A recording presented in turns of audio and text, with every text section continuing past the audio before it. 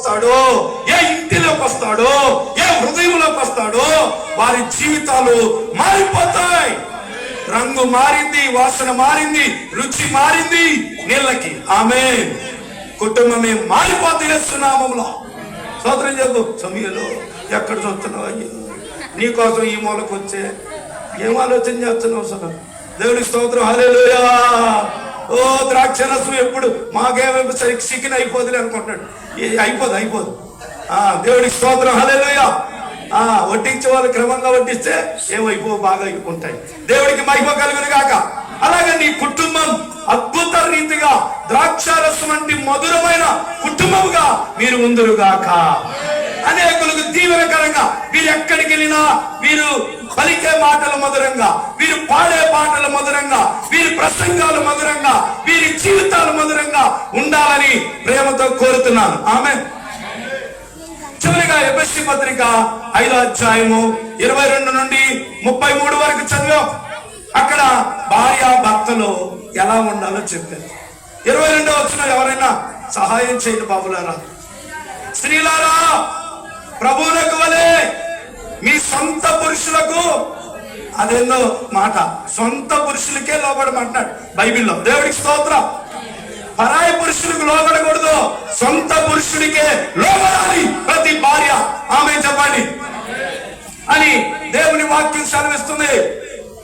హల్లెలూయా చెప్పండి. హల్లెలూయా.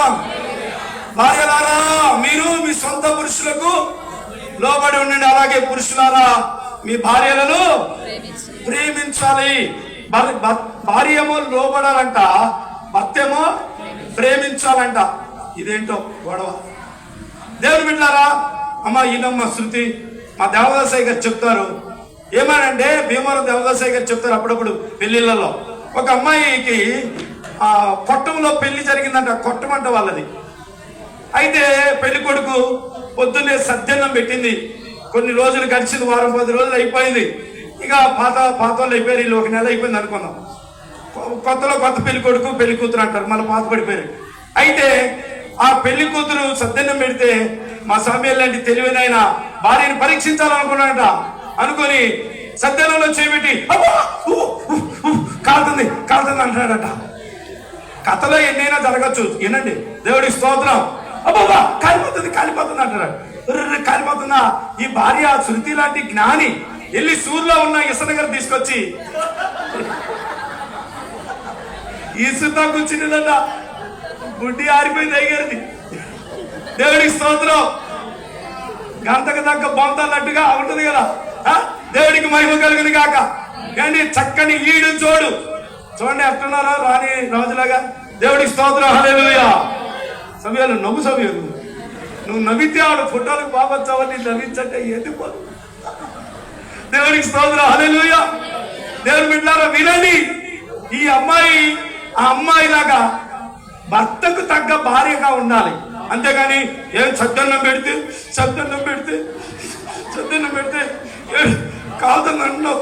మా అమ్మ చెప్తా, మా నాయన చెప్తా అని పలమనేరికి ఫోన్ చేయకూడదమ్మా. దేవుడికి స్తోత్రం. హల్లెలూయా. బీపీ పలమనేరు ఫోను చేయకూడదు. దేవుడికి మహిమ కలుగును గాక. చక్కగా ఏమండి ఏం జరిగింది, అంతగా కాలుతుందా అని చెప్పి నువ్వు ఇసిరితే మనోడు చల్లబడిపోతాడు. దేవుడికి స్తోత్రం. హల్లెలూయా.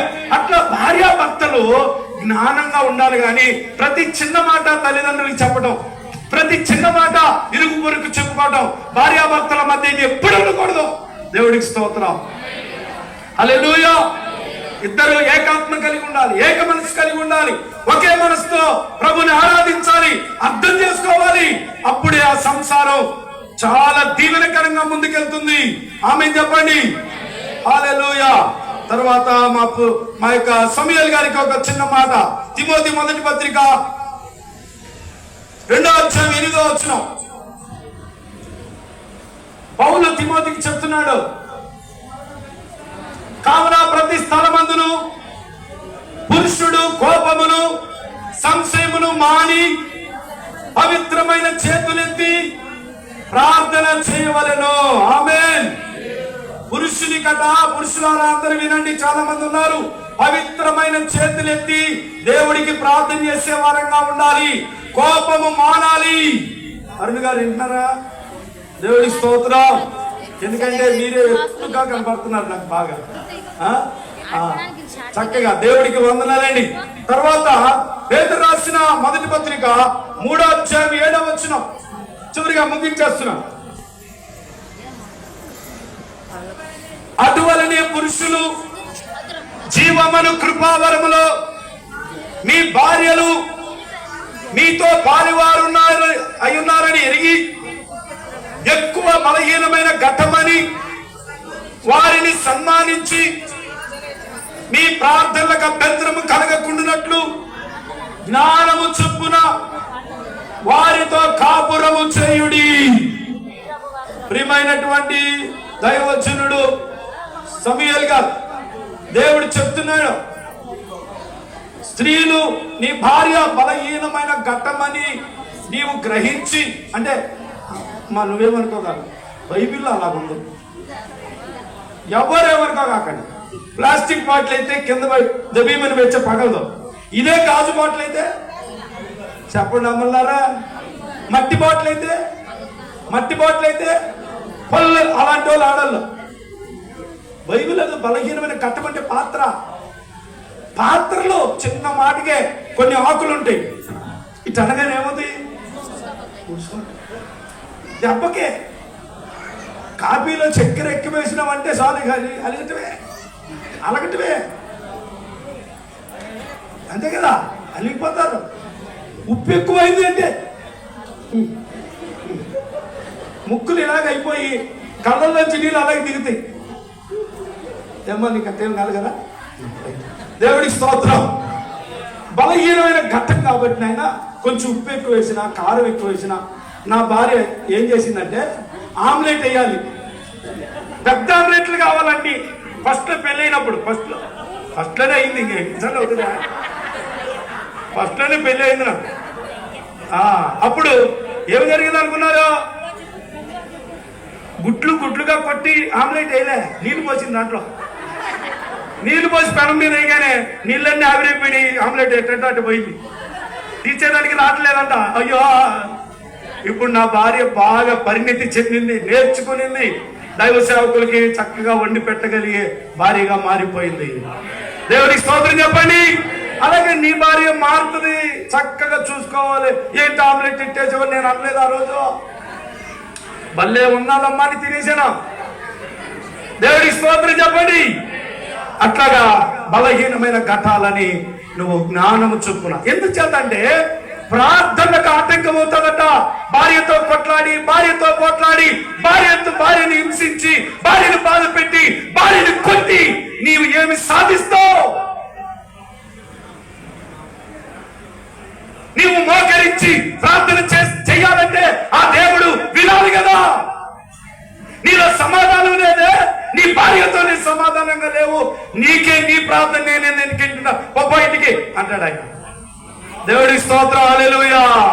కాబట్టి జ్ఞానము చొప్పున ఏం చేయాలంట, కాపురము చేయాలి. దేనికి? ప్రార్థనలకు అభ్యంతరము కలగకుండా. ఇంకా ఆఖరిగా కొలసీ పత్రిక 3వ అధ్యాయం 19వ వచనం చివరిది బా చదువు బా, నువ్వే చదువు. 3:18 అమ్మగారు మీరే. మీ భార్యను ప్రేమించుడి, వారిని నిష్ఠూర పెట్టకుడి.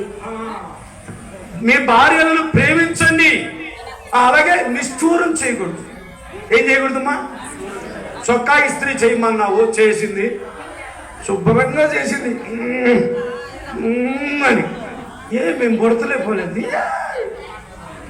అని తిట్టకూడదు. ప్రతిదానికి నిష్ఠూరం. కొంతమంది అన్నం కాడ నిష్ఠూరమే, బట్టల దగ్గర నిష్ఠూరమే, అన్నిట్లో బాధనే.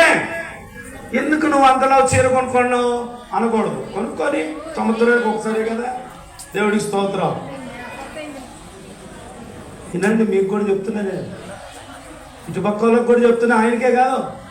కొనుక్కొని సంవత్సరం అంతా నీకు మంచి భోజనం తినిపించింది, సంవత్సరానికి ఒకసారి మంచి చీర కొనుక్కుంటా అంటే ఎందుకు కొనుక్కోవటం, నీకేమో తెలివి ఉందో లేదంటే నిష్ఠూరమే కదా అది. అలాంటివన్నీ చేయకూడదు సమయంలో నేను చేయట్లా, అందుకే బాగున్నాం. దేవుడికి స్తోత్రం, హల్లెలూయా.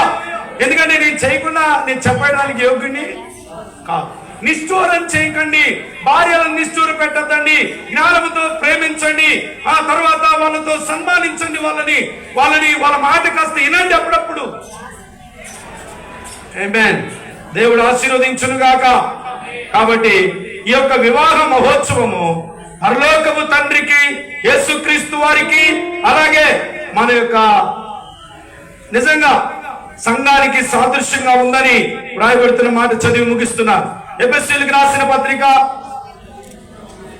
5వ అధ్యాయము 33వ వచనం, మెట్టుకు 31వ వచనం, ఈ హేతువు చేత పురుషుడు తన తండ్రిని తల్లిని విడిచి తన భార్యను హత్తుకొనును. వింటున్నావా ఈ వాక్యాన్ని? మరి భార్యని తల్లిని తండ్రిని విడిచి అనే మాట చాలా మందికి నచ్చదు. బైబిల్లో ఎలా రాశారండి అనుకుంటా, కానీ దేవుడిచ్చినటువంటి మాటది. భార్యను హత్తుకునేవారిగా పురుషుడు ఉంటాడు, వారిద్దరు ఏక శరీరమగుదురు. ఈ మర్మము గొప్పది. అయితే నేను క్రీస్తుని గూర్చి సంఘమును గూర్చి చెప్పుచున్నాను. దేవుడి యొక్క సంఘము అలాగే యేసయ్య ఈ రీతిగా ఉంటారని దేవుని వాక్యంలో ఉంది. యేసయ్య మనందరి కోసం కలువరి శిలువలో రక్తం కార్చాడు.